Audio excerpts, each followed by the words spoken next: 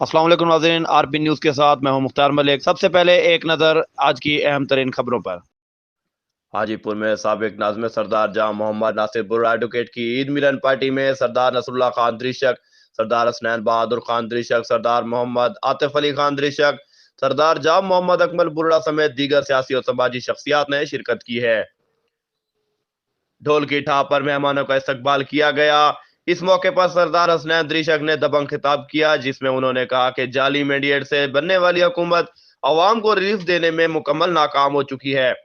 रोटी सस्ती करके अवाम को बेवकूफ बनाया जा रहा है। तेल और दीगर जरूरी अशिया की आय रोज बढ़ती हुई कीमतों से अवाम परेशान है। ये मेरे पुत्र इतने काबिल हैं, इतना अच्छा इलेक्शन लड़ सकते थे, इतना अच्छा वफादारी के नाल मजबूती के नाल रिजल्ट दे सकते।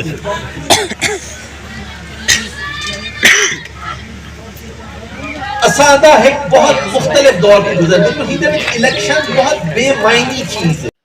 उन्होंने मजीद कहा कि 2 वक्त की रोटी भी अवाम के लिए मुश्किल हो गई है। पाकिस्तान तहरीक इंसाफ के बानी इमरान खान तमाम केसेस से बहुत जल्द रिहा होंगे।